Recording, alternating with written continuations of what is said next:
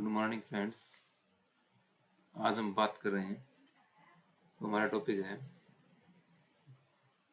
भारतीय कंपनी अधिनियम act 2013। Company means company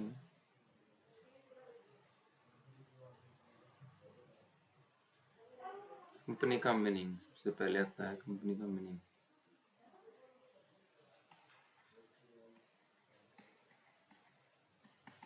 meaning of company.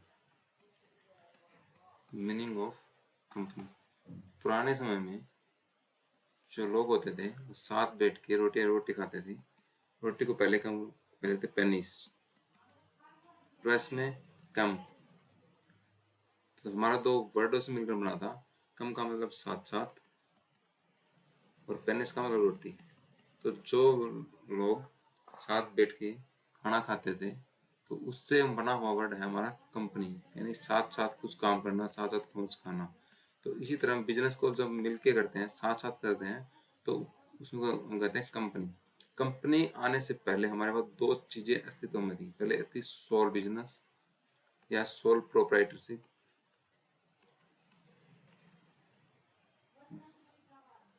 दूसरा था हमारे पास पार्टनरशिप।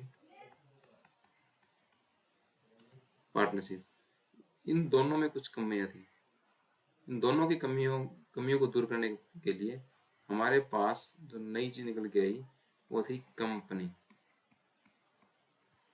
कंपनी अब इन दोनों के आगे में थी।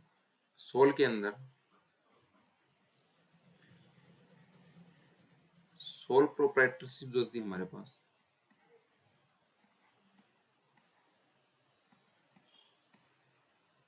सोल प्रोप्राइटरशिप जिसको हिंदी में कहते हैं हम एकल स्वामित्व। एकल स्वामित्व व्यवसाय, इसके अंदर उसे मैंने बात क्या थी कि एक ही व्यक्ति होता था बिजनेस चलाने वाला, और एक ही व्यक्ति जो होता था, एक ही व्यक्ति होता था चलाने वाला, और एक व्यक्ति के पास जो पूंजी होती थी, पूंजी की मात्रा क्या होती थी, सीमित होती थी। ठीक है, उसके पास साधन भी सीमित होते थे, सीमित साधन थे, सीमित ही साधन थे, और सीमित ही उसके पास नॉलेज होती थी। सीमित ही क्या होती थी, उसके पास ज्ञान होता था, नॉलेज होती थी। ये कमियां थी। इन कमियों को दूर करने के लिए हमारे पास दूसरा फॉर्मेट जो निकल गया है वो आया था हमारे पास पार्टनरशिप, यानी साझेदारी, जिसको कहते हैं हम साझेदारी, इंग्लिश में पार्टनरशिप। इसमें क्या हुआ, एक व्यक्ति की जगह कितने व्यक्ति आ गए, दो या दो से अधिक।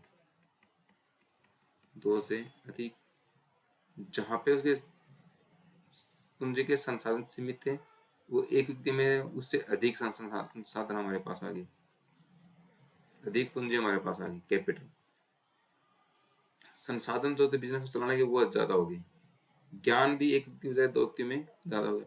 लेकिन यहाँ पर क्या था, अगर बिजनेस को लॉस हो जाए तो उन दोनों के पास क्या था, अनलिमिटेड लाइबिलिटीज। यहाँ पे एक मेन जो दिक्कत थी अनलिमिटेड लाइबिलिटीज। अनलिमिटेड लाइबिलिटी का मतलब है असीमित दायित्व। असीमित दायित्व यानी अगर इन दोनों बिजनेस में इसमें इसमें लॉस हो जाए तो बिजनेस के मालिक से अपने घर से पैसे देने पड़ सकते थे। इस कमी को दूर करने के लिए, अनलिमिटेड लायबिलिटीज की जो कमी थी, इसको दूर करने के लिए हमारे पास एक नई चीज निकल के आई। वो निकल के आई कंपनी बिजनेस।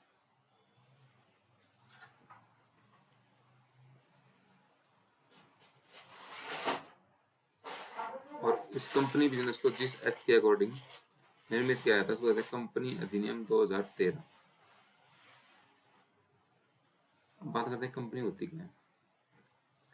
कंपनी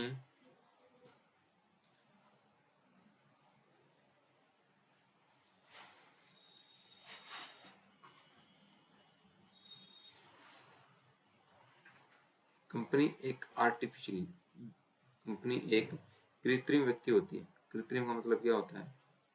एक आर्टिफिशियल। आर्टिफिशियल का मतलब है कि विधान द्वारा निर्मित। विधान मतलब कानून द्वारा निर्मित। कानून का मतलब कंपनी एक्ट 2013 या इससे पहले, या इससे पहले का कोई कंपनी एक्ट है, या इससे पहले का जो कंपनी एक्ट है उसके द्वारा निर्मित। क्योंकि ये कहता है हमारा कंपनी कानून द्वारा निर्मित एक कृत्रिम व्यक्ति है जिसकी एक अलग कानूनी इकाई है। यानी मतलब लोगों की नजर में कंपनी जो हो बिल्कुल अलग होती है, जिसका एक शाश्वत उत्तराधिकार यानी परपेचुअल सेशन है। परपेचुअल सेशन मतलब लोग आते रहेंगे जाते रहेंगे, बट कंपनी जो है वो हमेशा काम करती रहेगी। और एक इसका साझा मोहर। साझा मोहर का मतलब होता है एक कॉमन सील। एक मोहर होती है जो इसके साइन का काम करती है, साझा मोहर। साझा मोहर मतलब कॉमन सील,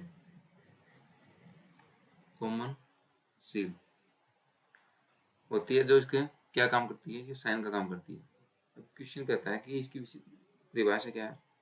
कंपनी एक्ट की परिभाषा 220 सेक्शन 2 क्लॉज 20 के अनुसार कहता है कंपनी से तात्पर्य इस अधिनियम या इससे पूर्व कंपनी कानून के तहत निगमित रजिस्टर्ड कंपनी से। यहाँ निगमित की जगह कर दो आप रजिस्टर्ड, पंजीकृत, पंजीकृत कंपनी। पंजीकृत कहाँ? वो कहता है या तो कंपनी एक्ट 2013 के अकॉर्डिंग, या इससे पहले का जो कानून था 1956 के अकॉर्डिंग, या इससे पहले का जो कानून था 1913। इनमें से किसी भी कानून के अंतर्गत जो कंपनी निर्मित है वो कंपनी क्या कहलाती है? कंपनी कहलाती है सेक्शन 220 के अनुसार। क्वेश्चन कहता है कि क्या 2013 के अकॉर्डिंग जो कंपनियां बनी क्या वही कंपनियां? नहीं। 2013 से पहले जो कंपनियां हमारे देश में चल रही थी, चाहे वो कंपनी एक्ट 1956 के अकॉर्डिंग चल रही हो या 1913 के अकॉर्डिंग चल रही हो, तो वो कंपनियां भी अस्तित्व में काम करती रहेंगी, उसमें कोई भी चेंज नहीं आएगा, वो भी हमारे देश के अंदर लीगली काम करती रहेंगी। अब क्वेश्चन कहता है इसकी परिभाषा क्या क्या है। परिभाषा है HL हनी ने दी थी कि कंपनी कानून द्वारा निर्मित एक आर्टिफिशियल कृत्रिम व्यक्ति है, यानी जो कानून की नजरों में होती है, ठीक है, मतलब फिजिकल अस्तित्व नहीं होता है, एक आर्टिफिशियल अस्तित्व होता है जिसका एक अलग कानूनी अस्तित्व होता है। यानी कंपनी और इसका मालिक दो बिल्कुल अलग अलग होते हैं। शाश्वत उत्तराधिकारी परपेचुअल सेशन है, और एक साझा मोहर होती है। ये इसकी एक डेफिनेशन है। अगला है कि इसकी विशेषता क्या क्या है। कंपनी की विशेषताएं। कंपनी की सबसे पहली विशेषता जो है वो है कि कंपनी एक कृत्रिम यानी कानूनी व्यक्ति है। कंपनी एक फिजिकल व्यक्ति नहीं है, कानूनी व्यक्ति है। ये अपने मेंबर हैं, जो इसके मेंबर हैं उस मेंबर से अलग इसका अस्तित्व होता है, उनसे अलग ही इसका क्या होता है, अलग ही अस्तित्व होता है। मेंबर अलग होते हैं, कंपनी अलग होती है। कहने की बात ये है कि कंपनी अपने नाम से बैंक अकाउंट खोल सकती है, कंपनी अपने नाम से बिजनेस कर सकती है, कंपनी अपने नाम से उधार ले सकती है, कंपनी किसी को उधार दे सकती है, कंपनी अपने नाम से कोई भी काम कर सकती है। इसलिए कंपनी कहता है कृत्रिम व्यक्ति है, फिजिकल तो नहीं है लेकिन एक कृत्रिम व्यक्ति, वो भी कानूनी श्रम। पृथक कानूनी इकाई, separate legal entity. Separate legal entity का मतलब है कि कंपनी की जो मैनेजमेंट है या उसके शेयर होल्डर हैं, शेयर होल्डर हैं, शेयर होल्डर वो लोग होते हैं जिन्होंने कंपनी के शेयर परचेज कर रखे हैं, परचेज ऑफ शेयर, कंपनी के शेयर खरीद रखे हैं। कंपनी का अस्तित्व उसके शेयरधारकों और प्रबंधन से क्या होता है, अलग होते हैं। प्रबंधन अलग होते हैं और कंपनी अलग होती है। शेयरधारक और प्रबंधन कंपनी से अलग होते हैं। कंपनी लोग अगर कोई दिक्कत आती है तो लोग कंपनी के ऊपर केस करते हैं, ना कि उसके मैनेजर्स पे। अगला है स्थायी उत्तराधिकार, स्थायी प्रीपिचुअल, प्रीपिचुअल सक्सेशन। प्रीपिचुअल सक्सेशन का मतलब है कि लोग आते रहें कंपनी में, लोग जाते रहें, या उनकी मृत्यु हो जाए, या नए लोग आ जाएं, या सेवानिवृत्त हो जाएं, रिटायर हो जाएं, तो इनसे कंपनी की सेहत पे कुछ फर्क नहीं पड़ता है, कंपनी हमेशा चलती रहती है। यानी कहने की बात यह है, फॉर एग्जाम्पल एक बार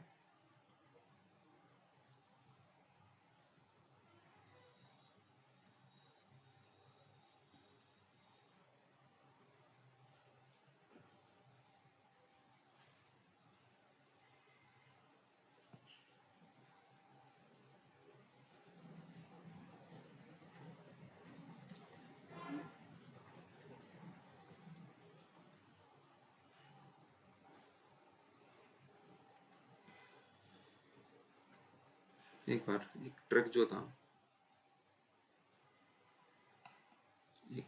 था, वो कंपनी के मेंबर को लेकर कहीं पे जा रहा था। जाते समय इसका क्या हुआ, एक्सीडेंट हुआ, और इसके जितने भी मेंबर है सभी की क्या होगी, डेथ होगी। लेकिन कंपनी फिर भी चलती रही, कंपनी फिर भी फौरी रूप से चलती रही, कंपनी फिर भी चलती रही। यानी कहने की बात है कि ट्रक का जो ब्लास्ट था, एक्सीडेंट था, वो भी कंपनी को है बंद नहीं कर पाया। तो कंपनी का जो सक्सेशन होता है वो परपेचुअल होता है, यानी मेंबर में कम and member may go, but company forever continue. Company क्या होती है, चलती रहती है। अगला है जी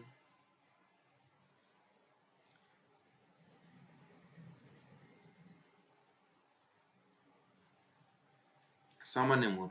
सामान्य मोल है कॉमन सील। कॉमन सील का मतलब होता है जिस तरह एक मोहर होती है किसी भी उस तरह कंपनी की एक मोहर होती है जो उसके क्या करती है, जो उसके साइन का कार्य करती है, कंपनी के साइन का काम करती है, उसकी मोहर कॉमन सील। कहता है सीमित देयता, लिमिटेड लाइबिलिटीज, लिमिटेड लाइबिलिटीज। जिस तरह सोल बिजनेस में और पार्टनरशिप बिजनेस में अगर लॉस हो जाए तो इनके घर से पैसा देना पड़ जाता था, यहाँ पर ऐसा नहीं है।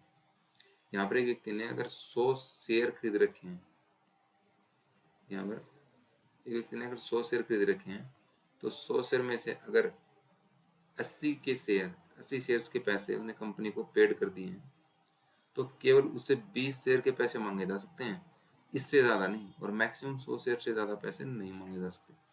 तो कहने की बात यह है कि अगर लॉस हो जाती है तो उसको इस 100 से ज़्यादा पैसे नहीं मंगाए जा सकते, टोटल 100 से ज़्यादा पैसे नहीं मंगाए जा सकते, उससे सिर्फ 100 तक मंगाए जा सकते। लेकिन अगर कॉमन बिजनेस है, सोल बिजनेस है या पार्टनर बिजनेस, तो उसमें 100 से ज़्यादा, यानी अगर उसको 1 लाख का नुकसान हुआ है तो 1 लाख से ज़्यादा का पैसा भी उससे मंगाया जा सकता है। अगर transferability of the share, company के अंदर सबसे बड़ी बात होती है कि ए ने कंपनी के शेयर खरीदे, ए अगर चाहे तो इसको बी को ट्रांसफर करता है, बी चाहे तो सी को ट्रांसफर करता है, और सी चाहे तो डी को ट्रांसफर करता है। यानी शेयर का मालिकाना हक जो है वो ट्रांसफर होता रहता है, ए टू बी, बी टू सी से डी। इसके अंदर ये होता है कि ए व्यक्ति अगर चाहे तो अपने शेयर बी को दे सकता है, बी चाहे तो सी को, सी चाहे तो डी को दे सकता है।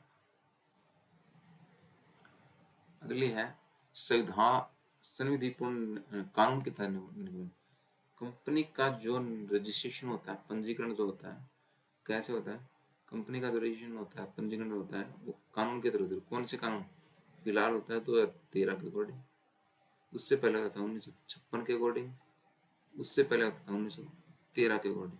तो ये जो कानून थे, इस कानून के तहत ही कंपनी का रजिस्ट्रेशन होता है। इसके अंदर एक केस है हमारा सोलोमन बनाम सोलोमन एंड कंपनी। सोलोमन एक कंपनी थी, ठीक है, उस कंपनी का एक लैंड हमारा केस है। अगला है कि प्रत्येक कानूनी के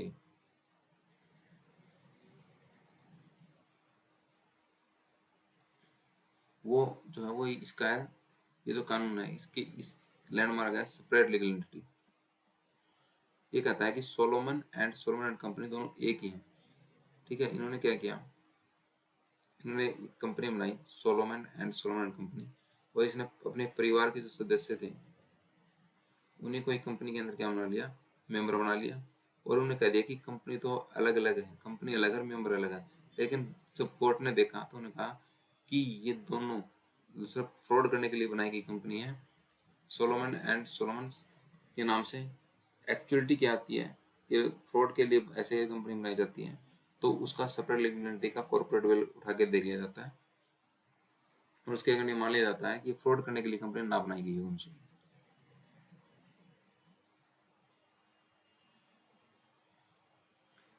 अगला है पृथक स्वामित्व का सिद्धांत। पृथक है कि कंपनी और उसके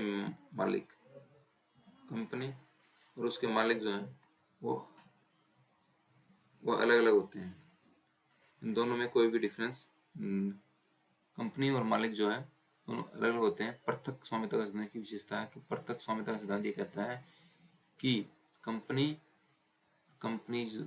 और उसके मालिक जो है, शेयर होल्डर कंपनी का स्वामित्व मालिक तो वो अलग अलग होते हैं। दोनों कंपनी और उसका ओनर बोथ आर सेपरेट। इसमें एक एग्जाम्पल हमने समझा रखा है टाटा का एक डेमलर कंपनी का।